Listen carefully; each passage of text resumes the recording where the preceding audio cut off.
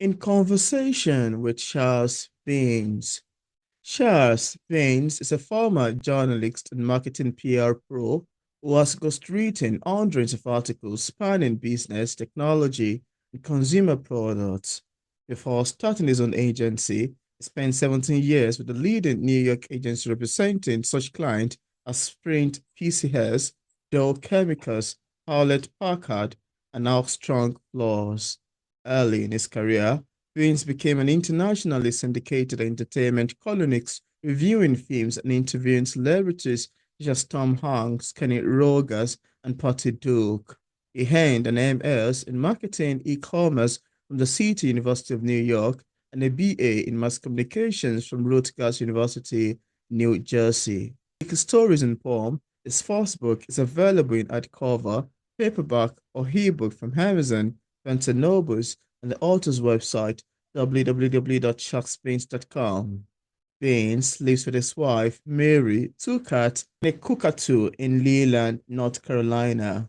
And on today's episode of Auto Interview, it's my utmost pleasure, joy, and excitement to have on the show today, Charles Baines.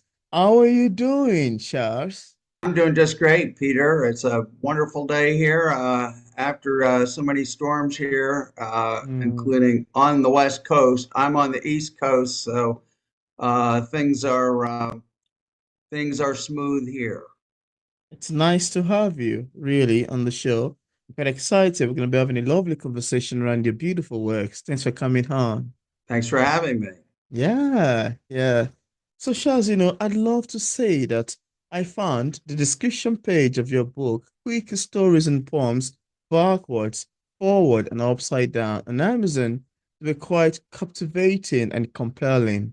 And I would like you to, tell us what inspired the making of the book, what inspired Quick Stories and Poem, and how the book came about. Would you like to tell us about that? Sure. Well, Quirky Stories and Poems is a compilation of stories and poems that I Oh, started. One of them includes one that I wrote all the way back in high school. One included also included is one that I wrote during my college years.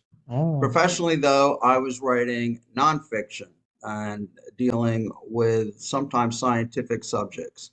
Mm. Um, in my retirement here, I've been able to do more creative writing. And I joined a writing group a couple of years ago. We write every week. And Oh, wow. sometimes we started out writing like in 20-minute bursts and from a prompt, and then we would conjure a story. So Mm. that's how it started. And the book includes some that I've written more recently, as well as earlier works, including some poetry. Mm. Oh, wow. That's quite amazing to know, really. That sounds like a lovely introduction into becoming an author. Sounds like a lovely introduction into becoming a writer. Thanks for sharing. Thank you. I do enjoy the craft. Yeah. And now for readers who haven't read the book yet, and of course, without giving much information away, could we have a sneak of what we'd expect in terms of themes and subject line, picking up quick stories and poems? Sure. Well, the the stories are it's across a wide spectrum of ideas and themes. Mm. Some stories are just purely humorous, other ones are more serious. Some of them are both. Mm. I like to write some science fiction. There's a few science fiction stories in there, and science fiction stories are between the lines serious. So I try to have something serious even in my lighter stories. But some of them are childhood recollections and they're pure entertainment. Oh, wow. That's amazing. I'm not quite sure if you have a copy of the book. Do you have a copy of the book there with you? I do, Yeah, please show and to the camera. I could do it on a screenshot, but this is what the book looks like. This is the Beautiful. paperback Yeah. version. Yeah. There, that's Yeah. a little better. Beautiful. Oh, that's quite And amazing. a couple hundred pages. just shy of Oh, 200 pages, I love the and it cover design. includes, It's beautiful. yeah, and it includes a lot of cartoons. I don't know if you want to talk about that. Mm. Yeah, thank you so much. Thank you. And you saw the story behind the story is also quickie. Would you like to tell us more about what you mean by that? Quirky can mean different things in different contexts. Generally, it means something that's odd or out of the ordinary or serendipitous. Mm, And I try to take a different look at sometimes ordinary things and find some new aspect to it. mm, But there have been quirky things that have happened while I started writing the book. yeah. And perhaps one of the quirkiest things that happened last year, as I was finishing the book, it was right before Easter. Mm, And I had written this book. Actually, it was before the coronation of King Charles, oh, and I had a story where you it's not clear who the subject is, but he's anticipating something momentous to happen. mm, And I give little tidbits about his background, what he's thinking. And along the way, you realize that he's a soldier, which means he might have a gun. oh, And I leave it kind of as a mystery. Well, what is he waiting for? So I had this story written, mm, and about a week and a half after I wrote it, my wife and I were at a craft fair in Wilmington, and I had stopped by this booth because no one else was there and chatted with this guy for a few minutes behind the counter. mm. And a couple of women walked up to him and said, Travis, how was your trip to London? And he said, it was great. He says, I waited outside for 3 days just to capture the moment of the procession. And my ears perked up. And it turned out he was waiting there to see Princess Kate. Oh, And he says, he says, do you want to see the money shots? oh, wow, So he had a perfect picture of, he says she even looked at me when she went past. wow. So that was precisely what my story was about. Mm. Oh, wow. So That's that actually was something quirky that happened. absolutely. It's quite quick, really. Yeah. I love the description of it and the short story you've mentioned in there. Sounds very great. Thank you so much for sharing. Thank you. And I'd also like to ask you, Shaz, would you also love to tell us a bit about your profession as a former journalist and marketing PR? You also mentioned entertaining columnist for a feature syndicate, review movies, and interview TV stars. Could you tell us more about the people you interviewed and also a bit about your previous profession as a journalist? I hope you get my question, yeah? Right. Well, I did start out as a journalist. I worked for a county newspaper, Mm, and being trained as a journalist, I'll just say we were, I was of the school that you tried to be objective and tell both sides of the story, and the reader would kind of decide, what was real and what isn't. mm, Today, that is that there's only, it seems that there is only advocacy journalism, and all mm, journalism has become subjective, which leaves the reader um, perhaps only hearing one side of the story. Anyway, I mm. only mention that because as a journalist, things have changed. People should know things have changed. And if you don't change the channel, you might Mhm. only see one side of the world. Absolutely. So that was very early in my career. I had an opportunity to work for a newspaper syndicate. This company produced television listings, which were distributed across the US, Canada, and to about 7 or 8 different countries around the world. And Mm. along with the television listings, they would also produce 20 pages of feature articles. So I was hired in the um, features department, and I was able to interview a lot of television personalities, as Wow. well as stuntmen and jingle writers. I mean, I even interviewed a guy who set himself on fire. That was his job. He's a Wow. stuntman. They put on all kinds of cooling gel beneath their clothes so they don't get scorched.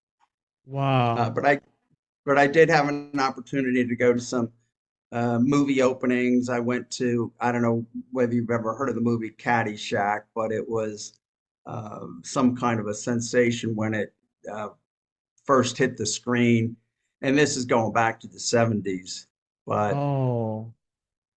Columbia Pictures had, to promote the movie, they had a big party out in New York at Rockefeller Center. It's a sunken area where they often have a skating rink. Um, but in Mm. the summer, it was all empty, and they had one side was all kinds of main entrees.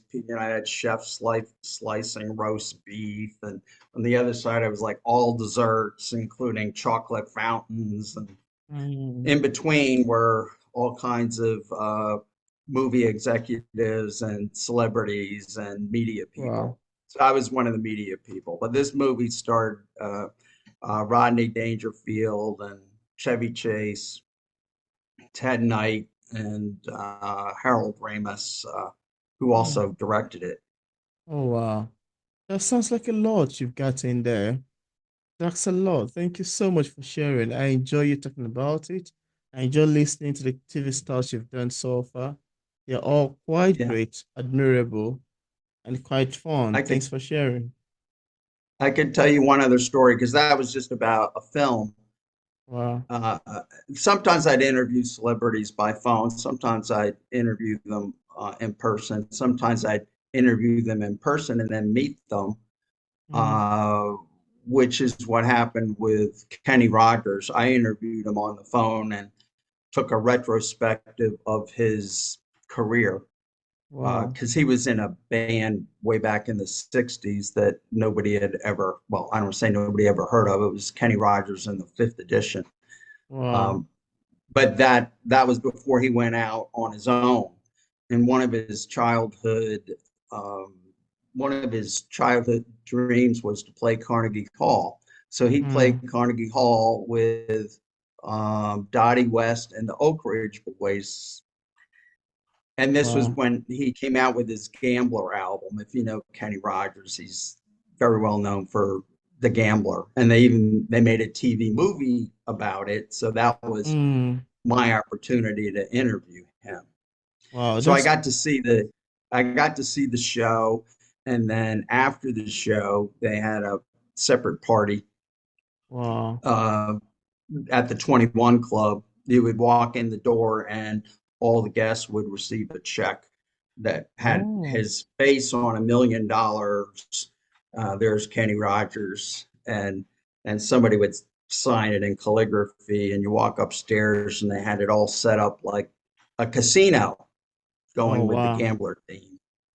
That's So there's more to amazing. that story, but that was the gist of it. That's amazing. I love you talking about it. And I'd also like to ask you, how does timing figure into the way you structure quick stories and poems?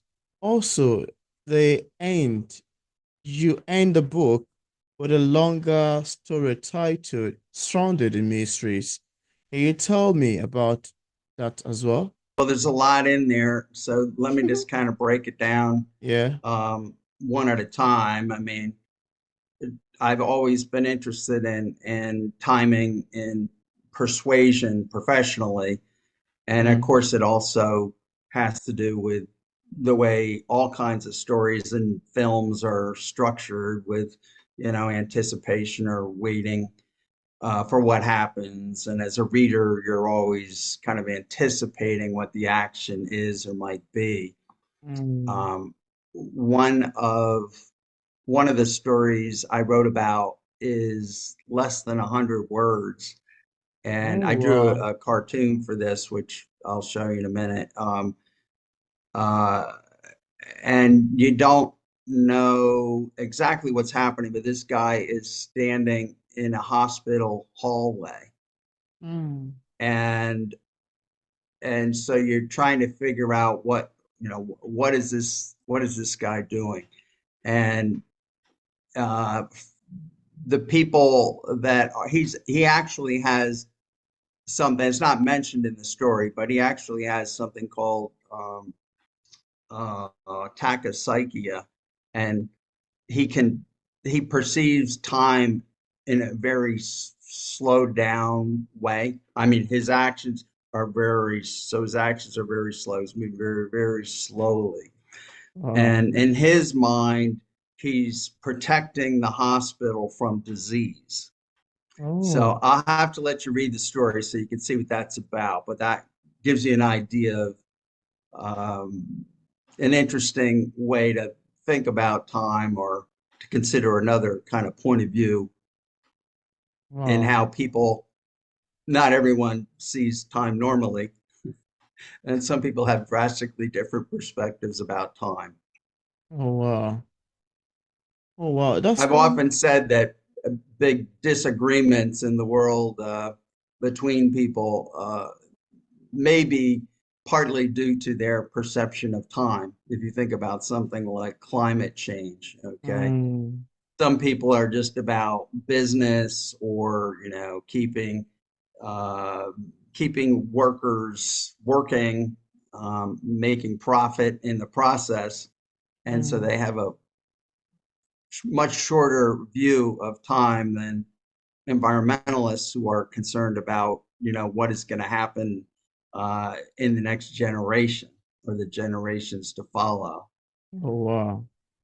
That's quite amazing to know, really. I love your take on that. Thank you so much for sharing. I love to ask you too. One of the most interesting things to me as a writer is to listen to readers' feedback. And you may want to agree with me that one of the things that make literature to be complex in its entirety is the fact that it can be interpreted by different readers in different ways. Sometimes the readers might get a question intended by the author. Sometimes the readers might be close to getting the message intended by the author. Sometimes the reader could miss the message intended by the author. And this always leaves, a different perspective coming in via different readers. I'd like to ask you, as interesting as and as fun as it sounds, how do you feel when readers interpret your works differently than you intended? I'd love to hear your take on that. Well, people can get whatever they want out of the stories that I write. I mean, sometimes I do write them, I'll say, with a message, but the Mm, message that people get may well yeah. be something entirely different than I intended. Mm. I have one story that I wrote, and um, it's very short, uh, and it's about a guy who becomes a politician, and Oh, his doctor. It's set in the near future, like 2035, and his doctor he has a high school football injury, and oh, his doctor gives him a choice. He can either fuse his neck vertebrae together, or mm, he can replace it with a spring.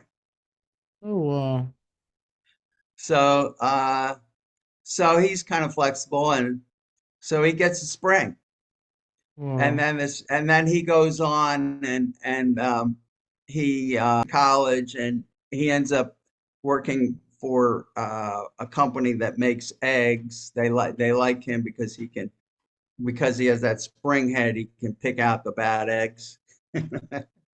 So he works in public relations, or no, actually in HR and human relations, so he can pick out the bad people. And Oh, wow. and then he develops a political career, and it goes on. So he ends up becoming president. Oh, As wow. it's a humorous story, and I wrote it with, I'll say one, I'll say with a particular kind of politician in mind, and and I found out after I wrote it that people could interpret it in just the opposite way from a different candidate perspective. Mm. So I think politics is important, but um, I try not to wear it on my sleeve. Wow. But again, people end up, hearing what they want to hear or seeing what they want to see. Mm. That's So very they'll true. watch they'll watch media that they agree with, and it's Yeah. healthy to watch media that you disagree with or just get exposed to another point of view. Yeah. It's nice to be right all the time, but very few people are right 100% of the time. Just don't Absolutely. tell anyone. I agree with you on that. And that's very true. And thank you so much for your lovely introduction and answer to that question. Now, apart from quick stories and poems, do you have any other works you've authored or say currently working on? Also, how do you handle criticism as a writer? Well, let's see. I am continuing to write mostly short stories. I do have, I'll say, I've had an idea for a novel that I may cut into Hmm. or two. But I'm continuing to compile my short stories and hope to publish another book, perhaps late August or Hmm. sometime in 2025. Wow. Oh, wow. That's quite amazing to know. Thank you. And So I what hope was I hope what was that the goes second part well. of your question? Yeah, the second part of the question is how do you undo criticism as a writer? Well, I get some feedback from my writing group on a regular basis, and um, you have to people hear, they can hear stories differently, so you have Mm, to take it with a grain of salt. But um, most people like my stories or seem to enjoy them, mm, and the criticisms are usually light. wow. So So, it's all part of the process. Yeah, you have to have a little bit of a thick skin, I think, to be a writer in the oh, first place. that's interesting. Yeah, that's amazing. Thanks for sharing. And also, could you tell us what publishing is like for a published author like yourself? Are there any challenges you've encountered in the process of writing your book and also ever since it got published? Also, I like you now while answering this to show your cartoons, the ones you love to show to the audience. Okay, let's see. Well, first on the publishing question, if you're a new writer, Mm, uh, I think unless you are, Ernest Hemingway or, uh, you know, F. Scott Fitzgerald, you really need to self-publish just to get yourself out there. So that's what mm, I've done to promote myself. And writing the book may be the easiest part. Promoting it is another thing entirely. It's not, if you're a known author and you've sold hundreds of thousands of books, you'll have publishers, at your doorstep. But that's not most people's experience. So sometimes it takes longer to be discovered. Um, mm, but it helps if you have an agent too. I don't have one, I'll say yet, but you have to do some writing and be out there and create a presence for yourself, and things can grow from there. mm. Wow, that's amazing. Yeah. And I'd like you to show the cartoons. Okay, let me just Why showing them? I would love you to tell us about them to like a brief illustration. Why you show them yes. one after the other. Can I Now it just start works. now I can or see. all right. So, as I said, my book is structured into different sections. It's the first section is backwards, so it includes stories about childhood, Mm, adolescence. Some of these are real, mostly not. And other stories are about looking to the past. This, so the book includes some children's stories. This is one that I wrote for my high school literary magazine called The Boy Who Loved Grape Jam. So he mm. dreams of a bear, and the bear ends up chasing him through the woods. Wow. Um,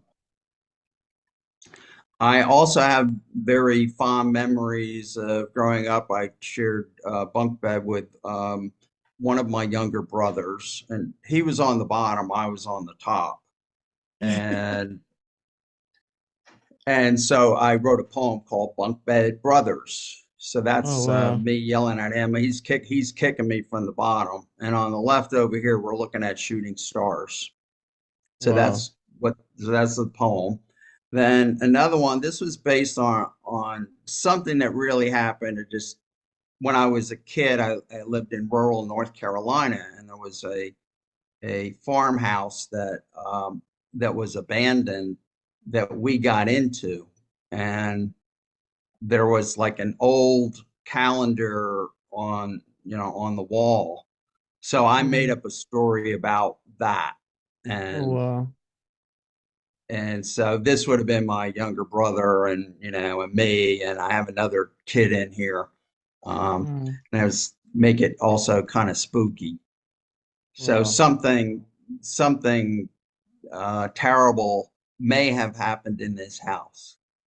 Oh wow. And so that This this one is called A Waking Nightmare. 1961, out of my chair. Yep. Yeah. So this one is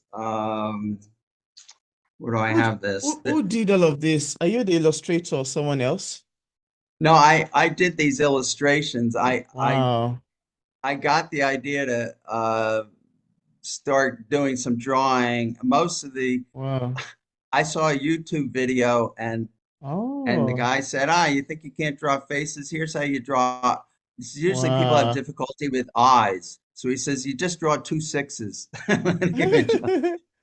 Wow. So Oh, that's actually true. I can see now. yeah, well, Oh, so it's this actually one, beautiful. yeah, this one, Out of my chair. this was a one of my future stories. Oh. So this one is in the forward section, and Oh. it's from a story called "We Adopted," and it starts out like this: We hadn't planned on having any more children. Marge and I were both in our early 50s, and our children were adults. In Mm, fact, we didn't. This is so I follow the robot, from a dot into through adolescence in this family. It's just a very short story. oh So wow. that's another one. And this is the one that I mentioned before about the policy. So what I was saying was that this story follows this family adopts a robot. Really, it's just like a dot, Mm. and we follow it on through adolescence. Oh That's wow. this story. So this is from the forward section of the book, which Oh. includes a couple of sci-fi stories. Oh This one is wow. also in the forward section, and this is about the politician with the spring head, and he ends up running on a platform of eggs for everyone. It's a Mm. square deal. He Yeah, he figures out a way to make the chickens lay square eggs.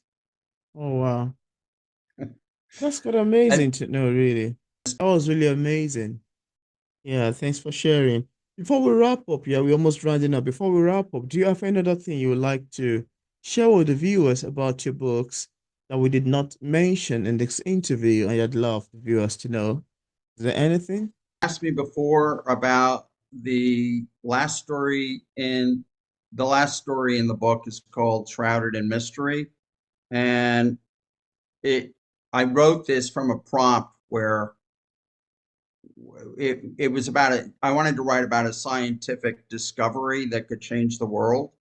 Oh, wow. And so the story focuses on the Shroud of Turin. Are you familiar with the Shroud of Turin? Nope.